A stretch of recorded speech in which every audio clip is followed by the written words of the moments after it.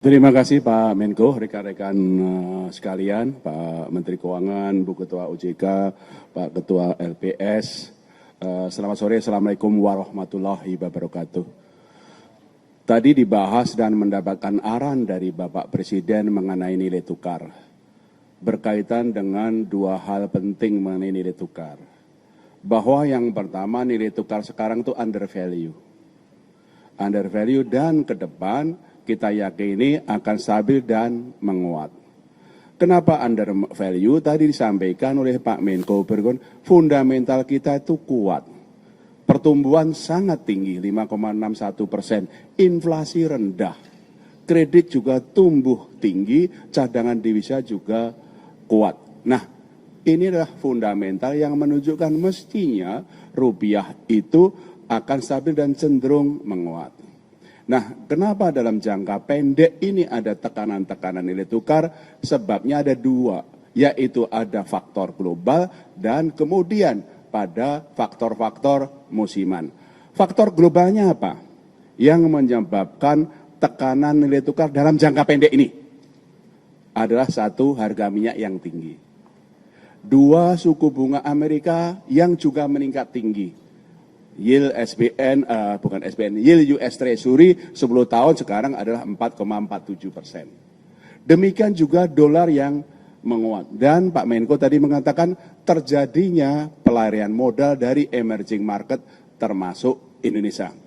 Nah, memang dalam secara musiman, April, Mei, Juni ini memang permintaan terhadap dolarnya tinggi. Ada untuk pembayaran repatriasi dividen, ada pembayaran utang dan juga untuk jemaah haji. Tapi rupiah adalah undervalue dan ke depan akan stabil dan cenderung menguat. Itu nomor satu. Nomor dua, ya, kami melaporkan kepada Pak Presiden dan Pak Presiden merestui dan kemudian memberikan suatu penguatan 7 langkah penting yang ditempuh Bang Nisa. Untuk membuat rupiah kuat, membuat rupiah itu stabil ke depan.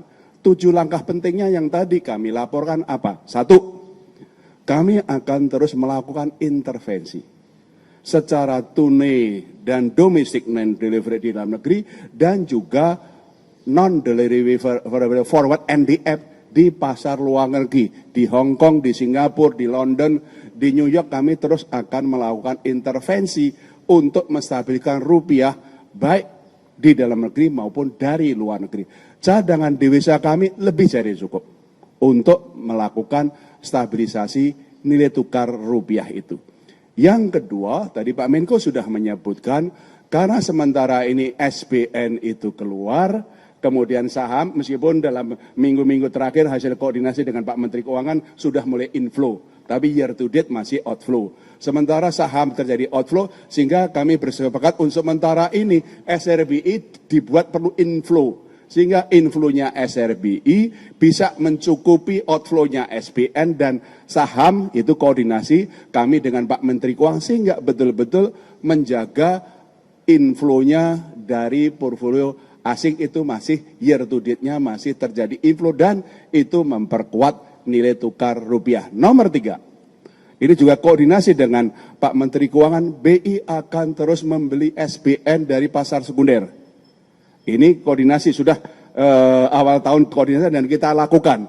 Kami sudah membeli SBN dari pasar sekunder, year to date adalah 123,1 triliun rupiah. Dan kami akan melakukan koordinasi, termasuk nanti Pak Menteri Keuangan bisa melakukan masalah buyback dan segala macam. Koordinasi sangat erat antara fiskal dan moneter. Kemudian yang keempat, kami juga dengan Pak Menteri Keuangan menjaga likuiditas di perbankan dan pasaran lebih dari cukup. Yaitu terindikasi dari pertumbuhan uang primer yang selalu double digit. Di terakhir itu pertumbuhan uang primernya adalah 14,1%. Nomor 5, yaitu adalah yang kami sudah keluarkan adalah pembatasan pembelian dolar di pasar domestik tanpa underlying. Yang dulunya 100.000 dolar per orang per bulan, kita turunkan 50 ribu dolar per orang per bulan. Itu yang kami langsung koordinasi dengan KSSK untuk penguatan termasuk di dalam negeri itu adalah pasar yuan, Chinese yuan dengan rupiah sudah berkembang di dalam negeri.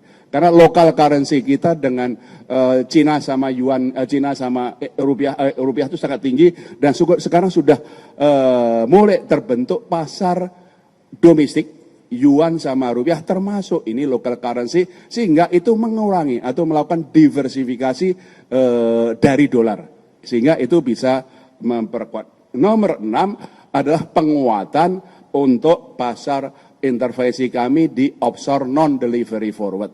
Supaya kita lebih mampu mengendalikan perkembangan nilai tukar di offshore, di luar negeri.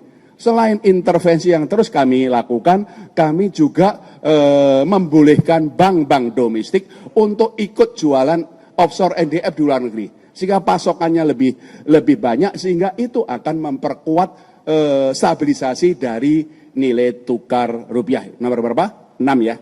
Nomor 7 adalah peningkatan pengawasan kepada bank-bank dan korporasi yang terutama kami lihat bank-bank korporasi yang aktivitas pembelian dolarnya tinggi, kami kirim pengawas ke sana koordinasi dengan Bu Frederica Widiasari dari Ketua OJK untuk memastikan bagaimana stabilitas sistem keuangan terjaga. Terima kasih Pak Menko. 25.000. Ya. Yang tadi pembatasan pembelian dolar yang sudah kami turunkan dari 100.000 menjadi 50.000 kami persiapkan, kami akan turunkan lagi menjadi 25.000 sehingga pembelian dolar sampai dengan atau di atas 25.000 itu harus pakai underlying. Ya, itu yang kami akan perkuat, ini akan kami perkuat dalam negeri. Pak Menko sudah cukup? Oke, berarti yang lain. Silakan Pak Menteri Keuangan. Terima kasih Pak Menko. Saya sedikit aja, nggak 10 kayak Pak Gub tadi, 2 aja, 10 Pak, 7. Saya 2 aja mungkin. Yang pertama dari angka pertumbuhan ekonomi tadi, yang keluar hari ini, 5,61, itu kita diskusikan dengan Bapak Presiden bahwa kita memang sudah bisa membalik arah ekonomi. Dulu kan sebelumnya 5,39, sekarang 5,61. Dibanding sebelum-sebelumnya 5 atau di bawah 5 sedikit kan. Jadi ekonomi kita sedang mengalami akselerasi. Itu yang tidak disadari banyak orang sehingga orang agak takut dan keluar dari pasar modal. Kan saya kemarin bilang serok aja. Kalau mereka ikut mesti nanti ke depan akan untung banyak. Tapi jelas ekonomi sedang menuju pertumbuhan yang lebih cepat. Dan akan kita jaga untuk triwulan kedua dengan berbagai kebijakan, koordinasi dengan Bank Sentral juga menjaga sistem kondisi likuiditas dan juga kita akan memberikan stimulus tambahan ya Pak Menko ya ke perekonomian yang gak lama lagi akan diumumkan ya mungkin 1 Juni akan mulai jalan. Yang kedua untuk memperkuat nilai tukar, kami juga akan menerbitkan bond dalam Panda Bond di Cina dengan bunga yang lebih rendah sehingga kita tidak tergantung terlalu banyak ke dolar lagi. Jadi diversifikasi kita akan lebih baik lagi ke depan. Jadi prospek kita bagus, teman-teman semua nggak usah takut. Tadi Pak Presiden juga bilang sama saya suruh sampaikan pesan bahwa uang saya cukup, duitnya banyak, jadi Anda nggak usah takut.